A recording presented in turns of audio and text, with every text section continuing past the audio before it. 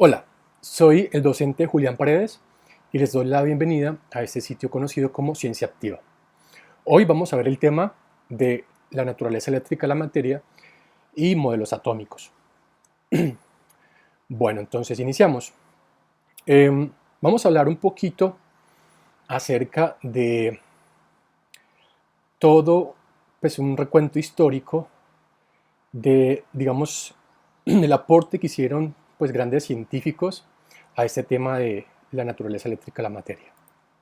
Entonces el primer personaje que trató estos temas fue el señor Tales de Mileto, que bueno, se reporta en los años 624 a.C. hasta el 548 a.C. ¿Y qué fue lo que hizo este señor? Bueno, este científico, bueno, más que científico, fue como un filósofo, en la cual tomó eh, este material que observamos aquí en la imagen, de color amarillo, que se llama ámbar.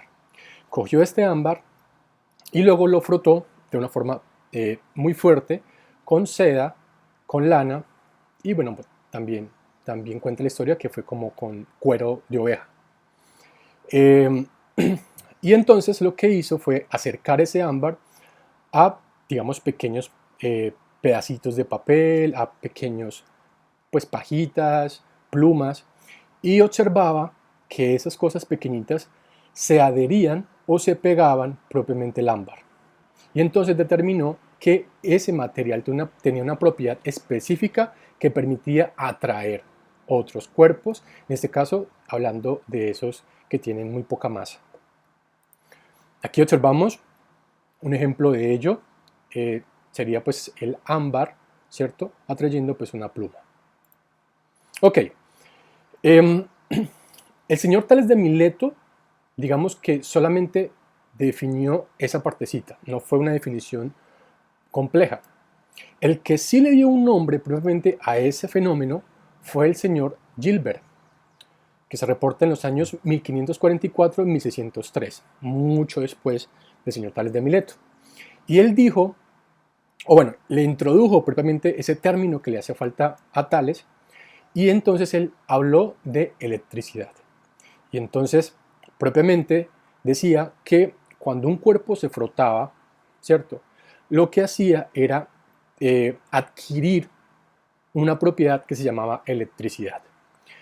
Y electricidad viene de electrón, ¿sí? Que en griego significa ámbar. Entonces, bueno, ya sabemos de dónde proviene ese término electrón que se utiliza tanto pues, en las ciencias naturales. Ok.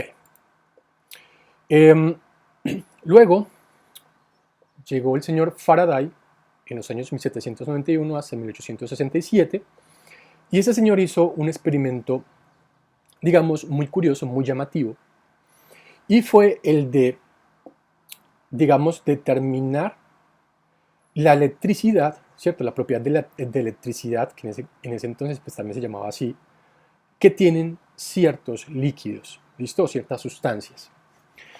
Eh, para entender esto, remitámonos a eh, digamos, a un ejemplo un poco peliculesco, llamémosle así, acerca de esta temática. Entonces vamos a suponernos que estamos en una habitación, está inundada, ¿cierto? Nosotros estamos dentro de esa habitación, es decir, el agua nos llega propiamente pues, al cuerpo. Eh, y vamos a suponer que es agua de río, ¿listo? Agua dulce como lo conocemos nosotros. Entonces, vamos también a imaginarnos que en un momento dado el techo se desprende y propiamente cae un montón de cables que están pelados y que conducen la corriente eléctrica. La pregunta sería, ¿qué nos va a pasar o qué sucederá? Entonces, yo creería que lo más probable, lo más posible, es que no ocurra nada. Es decir, que si usted estaba pensando que íbamos a morir electrocutados, pues déjeme decirle que muy probablemente no. ¿Por qué? Porque en este caso el agua dulce carece de ciertas características, de ciertas propiedades, de ciertos elementos que permiten conducir esa corriente eléctrica. ¿Sí? ¿Qué elementos hablo yo? Hablo de algo llamado iones. ¿Sí? Los iones son cargas positivas y negativas que contienen ciertos elementos químicos o ciertas sustancias. Ciertas sustancias mejor. Y entonces, por ejemplo, si hiciéramos nuevamente el ejercicio de suponer que estamos nuevamente en la habitación, pero que no estamos con agua dulce, sino con agua de mar, ahí sí cambiaría la cosa. Ahí muy probablemente nos electrocutaríamos porque la solución del mar o la solución salina está compuesta por iones, ¿listo? Son iones cloruro, iones sodio, que permiten conducir esa corriente eléctrica, ¿vale? Y bueno, en el experimento que hizo el señor Faraday, lo que hizo fue, bueno, agregó una solución, vamos a suponer que es una solución salina, le introdujo dos electrodos, uno positivo, uno negativo, digamos, lo conectó a una batería y pues propiamente lo que hacía era conducir la corriente eléctrica, ¿sí? Vamos a agregarle algo extra a este montaje y es colocar un bombillo, más o menos sería como el montaje, ¿sí? Que es parecido a lo que tenemos acá a la derecha. Lo único diferente es que le hemos agregado un bombillo, ¿sí? que es propiamente el que miramos acá, el que estoy señalando con el cursor. Y entonces, al meter propiamente estos electrodos en la solución salina, muy probablemente este bombillo vaya a encender. ¿Por qué? Porque estos iones que contiene el agua salina, iones negativos, iones positivos, son los que permiten conducir la corriente eléctrica de un electrodo hacia el otro. Es decir, permite cerrar el circuito. ¿Listo? Y entonces el señor Faraday, con este experimento, logró determinar que propiamente habían ciertas sustancias que contenían cargas negativas y positivas, que en este caso se conocen como iones, que permiten o tienen la propiedad de conducir también la corriente eléctrica. Ok. Bueno, más tarde pues apareció el señor William Crookes, es este viejito que tenemos aquí, muy bien presentado, en el año 1886. Y ese señor llegó a pensar lo siguiente, dijo, bueno, el señor Faraday ya hizo el experimento en sustancias líquidas. Ahora yo voy a hacerlo o voy a ver si se puede hacer lo mismo en gases. Era un reto pues muy grande, pero el señor Crookes lo logró. ¿Qué hizo ese señor? Bueno, lo primero que tenía que hacer era trabajar con un solo gas, ¿listo? Para que el resultado del experimento fuera el esperado. Y entonces, para tratar de utilizar solamente un gas, cogió un tubo, bueno, es un tubo que es el que tenemos aquí pues en la imagen, y a través de bombas al vacío, bueno, no conozco mucho ese tema, pero lo que hizo fue extraer propiamente el aire que se encontraba dentro del tubo y dejó solamente uno. ¿Cómo lo hizo? No sé, la verdad sí, pues supongo que es a lo que le dije hace un momento, con bombas al vacío.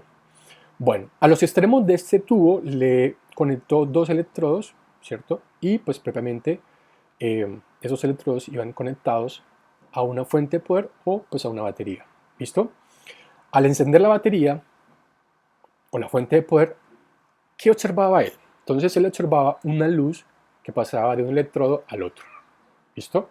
Ahora la cuestión era determinar en qué electrodo salía esa luz, ¿sí? Pues para identificar propiamente cómo eran esas partículas. Y entonces, como el señor Crookes es muy inteligente, bueno, era muy inteligente, lo que hizo fue colocar una cruz, ¿cierto?, en uno de los extremos, pues para determinar de dónde salía esa luz. Y entonces, si la luz salía del cátodo, pues era de esperarse que detrás de la cruz pues se formara una sombra, ¿listo? Y aquí pues podemos verlo pues en la vida real. Entonces él determinó que la luz salía del cátodo, es decir, de la parte negativa. Y entonces por eso es que él le colocó a estos tubos el nombre de tubos de rayos catódicos, ¿listo? Y además dijo que las partículas que se encuentran en esa luz que están pasando de un electrodo al otro tienen carga negativa, pues porque salen del cátodo, que es negativo.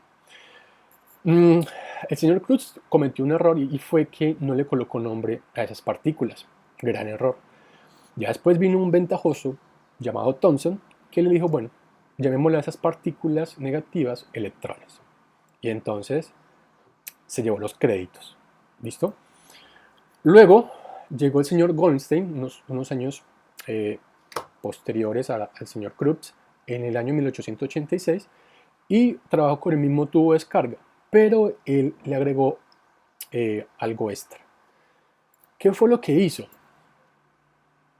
En uno de los electrodos, propiamente en el electrodo que se llama cátodo, ¿cierto?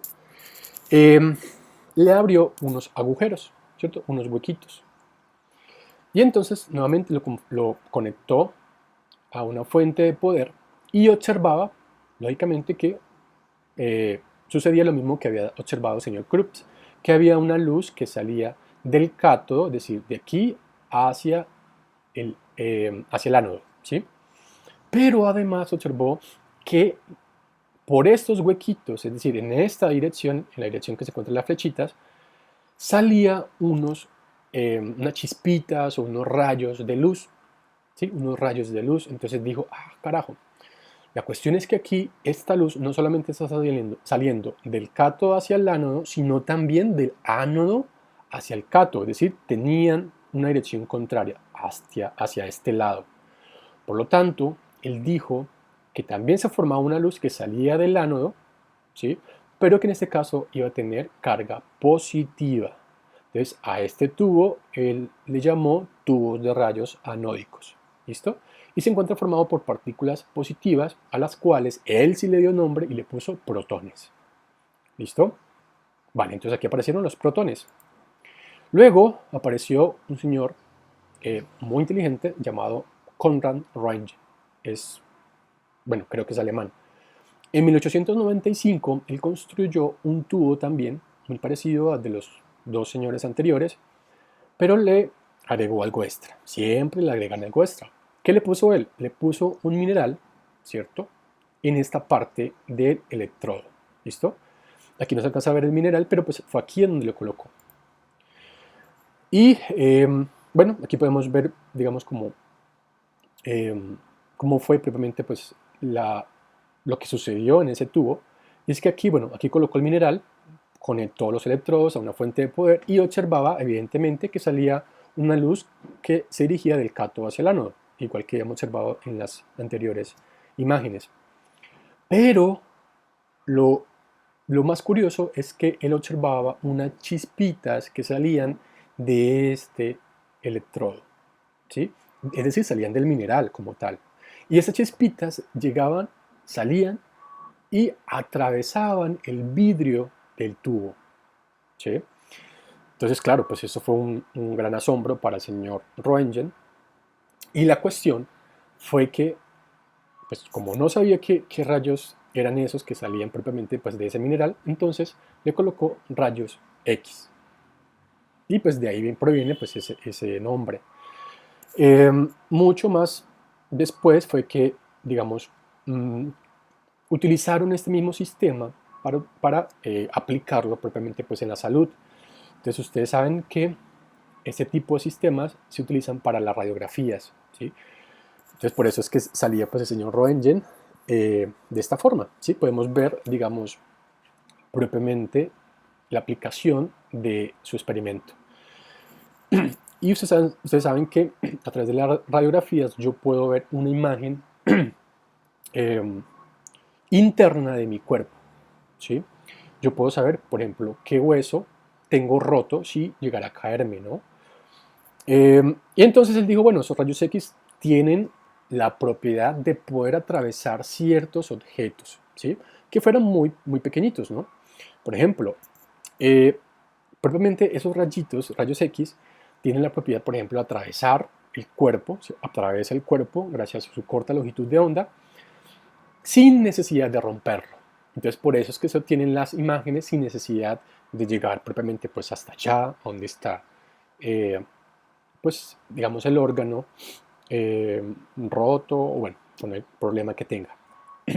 Ok, continuamos. Bueno, luego, en el año 1896, apareció un tipo llamado Anthony Becquerel. Y este señor, digamos, en cierto día estaba haciendo un experimento. Y resulta que ese día comenzó a lloverle y pues dijo, bueno, se me acabó, no puedo hacer el experimento. Entonces simplemente dijo, voy a guardar mis materiales que está utilizando en el cajón del escritorio. Y entonces dentro de los materiales había una placa fotográfica. Esta la envolvió pues propiamente en un papel negro, la metió en el cajón y encima de la placa fotográfica colocó una sal de uranio, que es lo que observamos aquí en la imagen. Y entonces luego, después, dijo, bueno, ya el día está bonito, voy a hacer el experimento.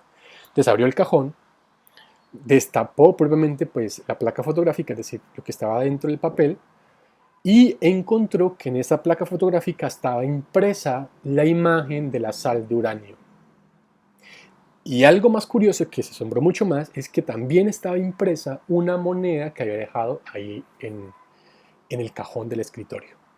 Y entonces a través de esto, él pudo definir que, digamos, ciertas sustancias, como en este caso la sal de uranio, tenían la propiedad de emitir una energía que tenía la propiedad, valga la redundancia otra vez, o la característica, ¿cierto?, de imprimir una imagen propiamente en una placa fotográfica.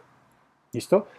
Eh, entonces, propiamente a esa energía que él descubrió le colocó radiactividad. ¿Listo? Que pues ya sabemos qué es lo que es. Y pues digamos todas las repercusiones que han hecho propiamente a nuestro planeta. ¿Sí? Ya conocemos el caso de Chernóbil, ¿sí? como un ejemplo propio de esa catástrofe que pues, se debió a la radiación, ¿no? Ok, continuamos. Luego apareció el señor Chadwick en el año 1932, que es este señor aquí como frentón, un poco, y él hizo un experimento también muy bien elaborado. Algo que sí tuvo en cuenta, y es que pues hasta ese entonces ya se conocía de los efectos nocivos que tenía la radiación sobre la salud de las personas. Entonces él dijo, yo no soy pendejo, yo no me voy a morir, ¿sí? Porque pues la mayoría de las personas o los primeros científicos que comenzaron a experimentar con radiación, pues digamos, murieron propiamente a los problemas en la salud que les ocasionaba propiamente pues esa propiedad o esa característica. Y entonces él dijo, no, yo no soy pendejo, voy a colocar ese elemento radiactivo o esa sustancia radiactiva dentro de un bloque. Y el bloque tiene la propiedad de aislar propiamente esa radiación. ¿Listo? De ese bloque salía esa energía en forma de haz de luz. ¿Sí? De haz de luz. Y entonces se formaba una luz que iba a estar dirigida hacia una placa fotográfica para, digamos, identificar la imagen. Algo curioso fue que le colocó dos imanes al lado y lado de ese haz de luz. En uno le colocó la parte negativa de ese imán y en el otro la parte positiva de ese imán. Y entonces, cuando le colocó esos dos imanes, cierto haz de luz, ¿cierto? Cierto haz de luz llegaba a desviarse hacia donde estaba el imán negativo. ¿Qué quiere decir? Que en este caso, este haz de luz tenía partículas con carga positiva. ¿Por qué positiva? Porque pues según las leyes de la física, eh, cargas contrarias se atraen. Entonces, positivo aquí, con negativo pues se van a atraer, entonces por eso era que se desviaba hacia este imán. Y eso le llamó rayos alfa. Había otra parte de ese haz de luz que también se desviaba, pero hacia el imán positivo. Y entonces dijo, muy claro, muy cierto, está conformado por unas partículas con carga negativa, porque negativo con positivo se atraen. ¿Listo? Entonces eso sí que se desviara. Y la otra cosa es que gran parte de ese haz de luz pasaba de forma derecha, ¿sí? Derecha, recta, sin desviarse. Y entonces dijo, bueno, entonces quiere decir que ese haz de luz tiene partículas sin carga. No tenían ni carga negativa ni carga positiva. Por eso era que no se desviaban. Y entonces a esa luz le llamó rayos gamma, que está conformado por partículas sin carga, ¿cierto? Que le llamó neutrones. ¿Listo? Entonces a partir de aquí surgieron el nombre de los neutrones, o él los descubrió. ¿Listo? Ok, para hablar un poco acerca del modelo, de los modelos atómicos, vamos a hablar un poquito de lo que hicieron estos señores, Demócrito y Leucipo, eh, hace hartísimo tiempo, por allá en la época eh, de 490 a.C., ¿sí? Más o menos por allá en esa época.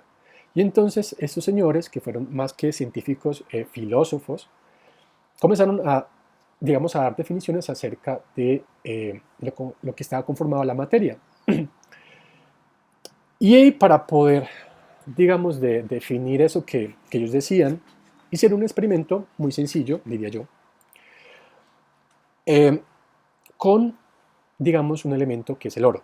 Aquí en esta imagen, para mostrarle de una forma pues, más, eh, bueno, con humor como tal, con humor, pues aquí está partiendo el pan. Pero en realidad, cuenta la historia que lo hizo fue con oro. Entonces, cogieron un pedazo de oro, ¿cierto? Y ese pedazo de oro lo partieron por la mitad. ¿Listo? Entonces quedaba dos partes. Esa parte llegó y también la partió por la mitad. Y todas las partecitas que salían las partía por la mitad. Hasta tal punto que llegó el momento en que no se podía dividir más ese oro. Entonces él decía, esa es la partícula más pequeña de la materia. Y entonces a eso le llamó átomo. Si ustedes observan, la palabra átomo la podemos dividir en dos. El prefijo a y la palabra tomo. A viene de sin, ¿cierto? Y tomo, no sé si ustedes en la biblioteca han encontrado los tomos de biología, los tomos de física, los tomos de matemáticas, los tomos de geografía, es decir, las diferentes divisiones que han encontrado de las asignaturas. Entonces, por lo tanto, tomo significa división. Entonces, el átomo, pues significa sin división. Y entonces, la cuestión es que este término átomo, que hoy en día se utiliza, yo diría que está mandado a recoger. ¿Por qué? Porque resulta que el átomo sí tiene división. Y pues ustedes lo saben, está conformado por electrones, por protones, por neutrones y por otras partículas más, como por ejemplo los neutrinos, los positrones, los quarks y bueno, otras tantas más. Ok, continuamos. Y entonces, tomando un poquito de lo que había hecho Demócrito Leucipo, el señor Dalton, John Dalton, en el año 1808, propuso su primer modelo atómico. Y este señor pues fue un tanto empírico, es decir, se basó más en la razón, diría yo, que en las demostraciones experimentales. Y entonces él dijo que el átomo era esférico, ¿sí? Era como una bolita. Que esa bolita no se podía ver, es decir, que era invisible, y además era indivisible, es decir, no se podía dividir, y inmutable, ¿ya? Es decir, que no se puede cambiar. ¿Listo? Esas fueron las características que él le dio previamente a su modelo atómico, que después fueron refutadas por el señor Thomson en el año 1904. Y este viejito que observamos aquí lo que hizo fue proponer su modelo atómico haciendo la analogía con una torta o con un pudín de pasas. Y entonces él dijo, bueno, la masa de esa torta va a contener todas las cargas positivas. Y las pasas, las uvas pasas que se insertan propiamente en la masa de esa torta, iban a contener las partículas negativas. Y entonces dijo que en el átomo tenía que haber una neutralidad, quiere decir que tiene que haber la misma cantidad de protones y de electrones. Entonces, si aquí tenemos 1, 2, 3, 4 protones, digámoslo así, pues tendríamos también 4 electrones. ¿Listo? La misma cantidad. Y entonces, pues propiamente, él decía que las partículas positivas, como se encuentran en la masa de esa torta, pues no se pueden sacar. Pero sí se pueden extraer los electrones, ¿sí? Es decir, las uvas pasas, haciendo la analogía. Dijo que las uvas pasas se podían sacar, entonces propiamente pues quería decir que los electrones también se podían sacar, perdón, aplicándole una energía a ese átomo. Ok, continuamos. En el año 1911 llegó un tipo muy brillante llamado Rutherford. Y ese señor propuso un experimento muy, digamos, fascinante y muy curioso. Y entonces él, pues propiamente utilizó un elemento radiactivo, una sustancia radiactiva, la colocó propiamente pues, en un bloque de plomo, hacía salir radiación propiamente pues, de esa sustancia radiactiva, y propiamente esa radiación se caracterizaba por haz de partículas alfa, es decir, partículas que están cargadas positivamente. ¿Listo? Y entonces esas partículas iban a incidir sobre una lámina de oro, ¿listo? Que es la que observamos acá. Y alrededor de esa lámina de oro le colocó una placa fotográfica, ¿cierto? Para saber en qué parte se imprimía o se mostraba una imagen de esas partículas alfa. Y entonces, ¿qué encontró? Primero, que gran parte de ese haz de luz lograba pasar la lámina de oro sin desviarse, es decir, se leían derecho. ¿Listo? Otra parte de ese haz de luz entraba, es decir, pasaba la lámina de oro, pero se desviaba con cierto ángulo cambiando su dirección. Y un tercer haz de luz pegaba contra la lámina de oro y rebotaba sin poder sobrepasar esta lámina de oro. Listo. Aquí observamos, digamos, en mayor detalle lo que describió el señor Rutherford, o lo que sucede. Y entonces aquí estas bolitas moradas me indican que son los átomos de oro, ¿sí? Y esto pues sería la lámina de oro. Las rayitas azules me indican que son las partículas alfa. Entonces muchas de esas partículas alfa lograban pasar la lámina de oro sin desviarse. Otras partículas alfa llegaban a pasar la lámina de oro, pero se desviaban con cierto ángulo, ¿listo? Cambiando su dirección. Y otras partículas alfa llegaban y pegaban contra la lámina de oro y se devolvían sin lograr pasar esa lámina. Y entonces a través de eso él pudo, digamos, definir unas conclusiones. Lo primero, que el átomo en su gran parte es vacío. ¿Por qué? Porque eso explicaba de por qué las partículas alfa podían pasar esa lámina de oro sin desviarse o sin estallarse con algo. Entonces, propiamente serían estas partículas que pasan sin tocarse con algo, es decir, en el espacio vacío. Dijo que propiamente ese átomo iba a contener una parte maciza, una parte dura, ¿sí? Ahí se encontraba la masa propiamente de ese átomo, que era la que hacía que propiamente las partículas alfa, al pegar en uno de los bordes, ¿cierto?, se desviara, cambiando su dirección. Y además, él pudo deducir que propiamente esta masa, que él luego le llamó núcleo, iba a tener carga positiva, es decir, que iba a contener los protones. ¿Por qué tiene carga positiva? Porque si lógico, las partículas alfa tenían carga positiva y al pegar con esta parte maciza se desviaba, pues entonces quería decir propiamente que este también tenía carga positiva, porque la ley de la física me dice que cargas iguales se repelen. ¿Listo? Se repelen. Entonces esa era la explicación de por qué se desviaban. Y también la explicación de por qué las partículas cuando, digamos, pegaban de forma de frente contra ese núcleo, pues porque rebotaba y no lograba pues, pasar propiamente esa placa o esa lámina de oro. Ok. Y otra cosa fue que dijo que los electrones giraban de una forma desordenada alrededor de ese núcleo. Ok. Bueno, aquí tenemos propiamente la ilustración que le dio a su modelo atómico y vamos a leer los postulados como para tenerlos más claros y que no se nos olvide algo o no quede en algo por afuera. Entonces, los postulados son los siguientes. La mayoría de las partículas alfa atravesaban la lámina sin desviarse de su trayectoria rectilínea. ¿Listo? Eso lo sabemos. Dice, el átomo debe ser un gran vacío porque la gran mayoría de las partículas pasaban la lámina de oro. ¿Listo?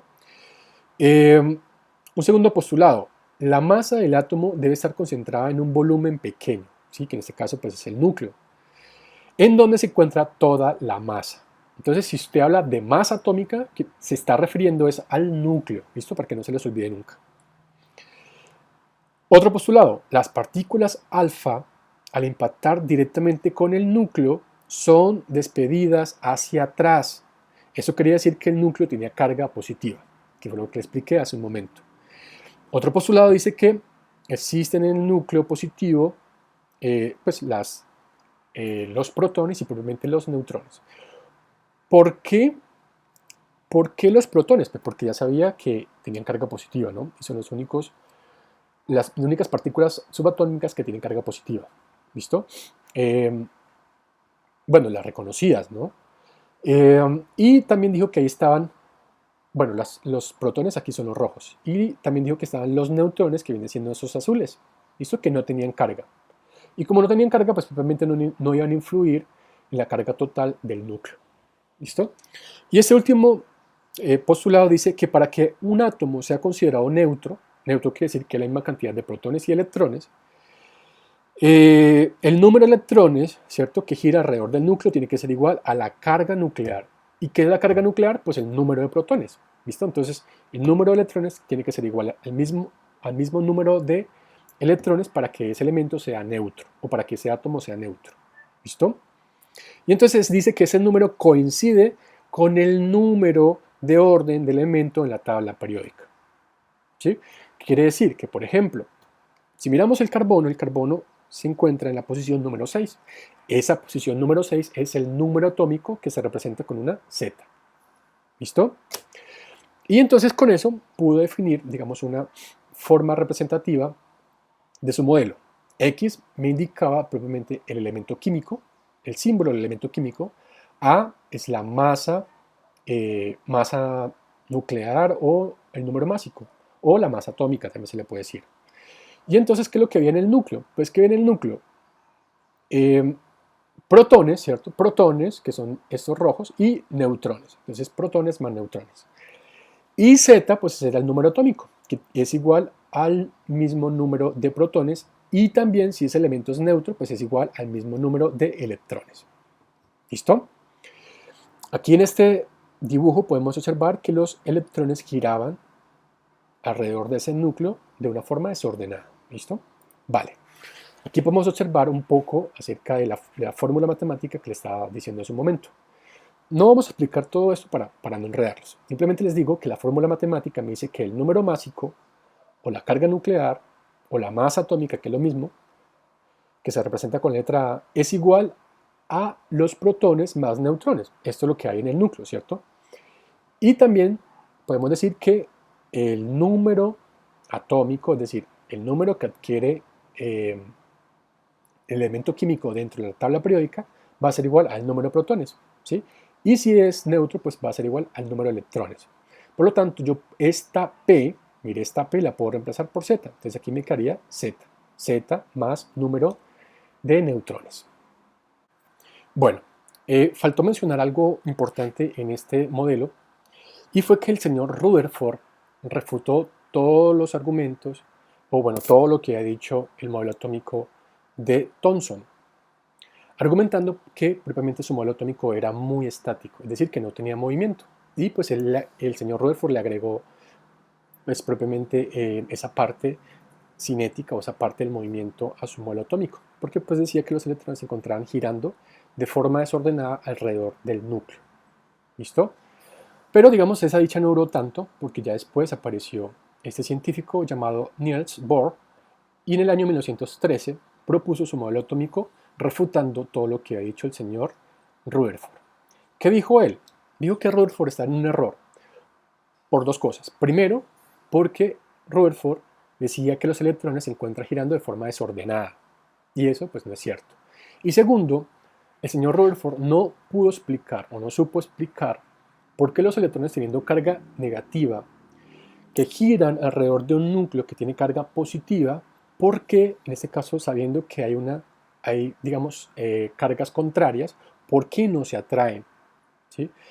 Y pues propiamente, pues si sucedería eso, pues lógicamente las dos partículas subatómicas, es decir, electrones y protones, se chocarían, impactarían y se desintegraría propiamente pues ese átomo.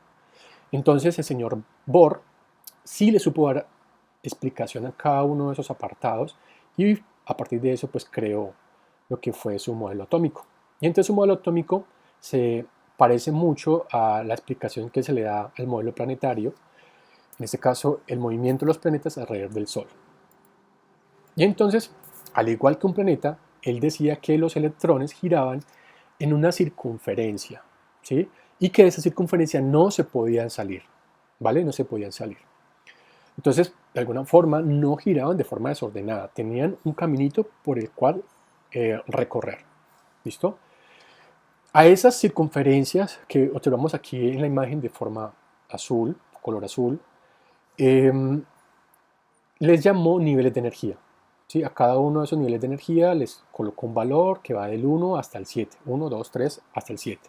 Y también se le puede denominar con letras, ¿no? El primero es la K, la segunda es la L, K, L, M, N, O, P y Q. Ok. Y bueno, esos son niveles de energía. Ya dentro de sus postulados, digamos que él propuso mucho más cosas propias y características de este modelo atómico que pues les voy a leer para que queden mucho más claras y no se nos escape nada. Les dicen, los electrones en los átomos están localizados en órbitas concéntricas o niveles de energía, ¿listo? Girando alrededor de este núcleo. 2. Los electrones en las órbitas más cercanas al núcleo tienen menor energía que aquellos que se encuentran en órbitas más alejadas del núcleo. Y explico eso. En este caso, los electrones que se encuentran a poca distancia del núcleo, es decir, los que están más cerca, van a tener menos energía. Y eso es lógico. En este caso, como es el electrón negativo y el núcleo es positivo, pues van a tender a atraerse. Va a haber una fuerza de atracción que tiende a atraerlo hacia el centro de ese átomo. No lo atrae. Simplemente lo que le hace es que ese electrón no tenga tanta energía, no tenga tanta, digamos, libertad, ¿cierto?, para moverse como tal. Entonces, por eso tiene menos energía, en comparación a otro que se encuentre en un nivel más alejado del núcleo, ¿sí? Por ejemplo, en el quinto nivel. En ese nivel, pues propiamente ese electrón tendría más libertad para moverse y por lo tanto, pues tendría mayor energía. ¿Listo? Luego dice, cualquier electrón en un átomo puede tener solo ciertos valores de energía permitidas. Esta energía determina qué órbita ocupa un electrón. ¿Qué quiere decir? Que los electrones que se encuentran, por ejemplo, en el primer nivel de energía van a tener el mismo valor energético. ¿Listo? Y eso determina que solamente circule por ese nivel y no en otro. ¿Sí? Los del segundo nivel pues va a tener otros niveles de energía, otros valores energéticos muy diferentes, por ejemplo, los del tercer nivel. Y así sucesivamente. ¿Listo? Luego dice, los electrones pueden moverse de una órbita a otra. Es decir, un electrón puede pasar de aquí, ¿cierto? Del primer nivel al segundo nivel. Y para que suceda eso, tiene que absorber energía. Esto tiene que absorber energía para que pueda pasar a un nivel superior. Y si quiere pasar, por ejemplo, del segundo nivel al primero, lo que tiene que hacer es perder energía. ¿Listo? Perder energía. Ok. Continuamos con el siguiente postulado, que es el último. La fuerza de atracción del núcleo sobre los electrones, la fuerza de atracción del núcleo, en este caso es positiva, sobre los electrones, a esa fuerza se le conoce como fuerza centrípeta. Esa fuerza se da hacia el centro de ese átomo. Y él dijo que era igual a la fuerza centrífuga. Esto que acabo de decir fue lo que le permitió a Bohr refutar el modelo atómico de Rutherford y además darle una explicación muy sólida. Entonces él dijo que, por ejemplo, este electrón que está girando alrededor de ese núcleo iba a tener una fuerza, ¿cierto?, centrípeta que se da hacia el centro. Ya sabemos por qué es la fuerza. Pero dijo que esa fuerza, dijo que sobre ese electrón también se aplicaba otra fuerza que va no solamente hacia adentro, sino también hacia afuera, que es la fuerza centrífuga. Y entonces él dijo que esas dos fuerzas iban a tener el mismo valor.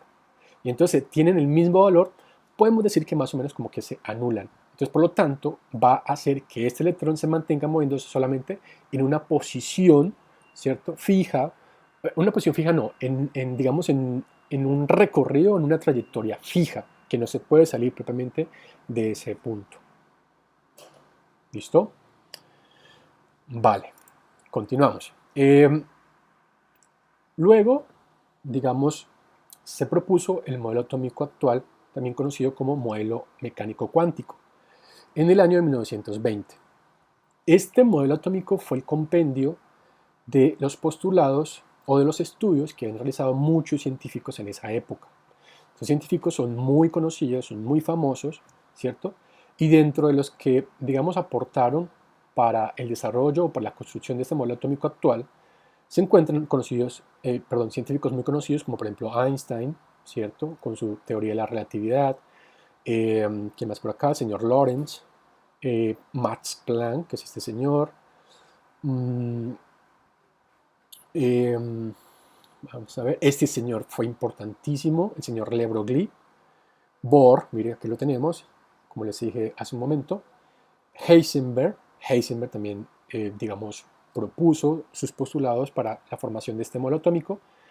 Schrödinger, y creo que aquí falta solamente Sommerfeld. Estos fueron los científicos que aportaron a la construcción del modelo atómico actual. ¿Listo? No nos vamos a centrar propiamente pues, en explicar este modelo atómico actual porque tendremos que aplicar algo que se llama números cuánticos, que lo vamos a dejar para una clase nueva, ¿listo? O una próxima clase. Entonces, pues bueno, esto es todo por esta clase. Si tienen alguna duda, si tienen inquietud, pues no duden en hacérmela. Y pues muchas gracias por su atención.